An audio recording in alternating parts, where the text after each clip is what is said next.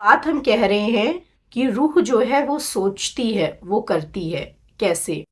फर्ज करिए कुछ लोग होते हैं, उन्हें सोचने की आदत होती है। अरे कुछ लोग नहीं, हम लोग भी अपनी ज़िंदगी में ये काम करते हैं। कई बार हम बस लेटे हुए होते हैं, हम कुछ कर नहीं रहे होते हैं, मगर तसव्वुर में हम ये कर रहे होते हैं कि हमने ऐसा काम किया, हमने वैसा काम किया। अभी हमको जाना है, हमको ये काम करना है, किचन में जाना है, ये काम करना है, घर की सफाई करनी है, या हमें ऑफिस जाना है, हमें अपना प्रोजेक्ट कंप्लीट करना है। ये तसव्वुर का, ये ख्यालात कहाँ चल रहे हैं? ये रूह के अंदर चल रहे हैं। रूह ख्यालात कर रही है, मगर जिस चीज़ से उसको अमल में लाना है, जिस चीज़ से उसको एग्जीक्यूट करना है, वो चीज़ अभी लेटी हुई है। तो ये क्या है? ये मेन पावर है जो हुक्म दे रही है करने का, और ये एग्जीक्यूट करने की ताकत रखता है, ये सारी चीज़ों को अमल में लाता है। तो इसीलिए हम पहले सोचते हैं, उसके बाद हम उसको अपने अमल में लाते हैं।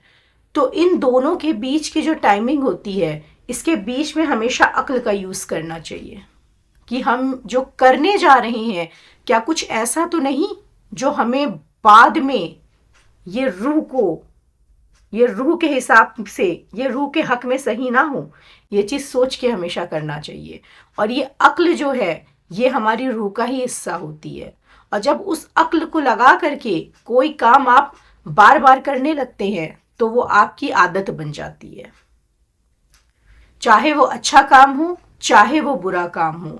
तो अब से कोई भी एक्शन आप करेंगे, तो ये सोच के करिएगा कि वो जिस्म से कर ज़रूर रहे हैं, एग्जीक्यूट करने वाली पावर ये ज़रूर है, मगर मेन पावर जो है वो ये है, और हिसाब किताब इसका उससे बन रहा है। एक रूह का दूसरी रूह से, या एक रूह का कई रूहों से बन रहा है। और मान लीजिए ये रूह बहुत ख़राब हो गई है, हमने बहुत गलत अमाल नामा किए हैं, बहुत कुछ गलत किए हैं, हमारे अमाल नामा बहुत सारी बुरी डीड्स से भर चुके हैं। तो इसको प्योरीफाई करने का काम कौन करेगा? रूहों के डॉक्टर। वो इसको, अल्लाह पाक इस रूह को पाक बनाते हैं। कैसे? जिस तरह इसने बदअक्ली के काम करके अपने अमल को ख़राब किया है, वैसे ही वो अक्ल दे करके, वो इल्म दे करके अब बताते हैं कि तुमने जो गलत काम कर लिए हैं, उन गलत कामों को सुध आगे तुमसे कोई गलत काम ना हो, और जो गलत काम हो गए हैं उसको काटने के तरीके क्या हैं। या तो आप उसको गुनाह के तौर पे काटेंगे, या तो उनकी लौ लगा के जला देंगे। दो तरीके होते हैं। तो अब आप इस चीज़ को समझ गए हैं कि काम ज़रूर हम अपने जिस्म से कर रहे हैं, मगर मेन पावर करने वाली कौन है? ये है। तो अब कोई भी काम करिएगा, पॉज लेके सोचिएगा कि ये हमारी नेकी में जा रहा है, या ये हमारी बदी में जा रहा है। खुदा हाफिज़।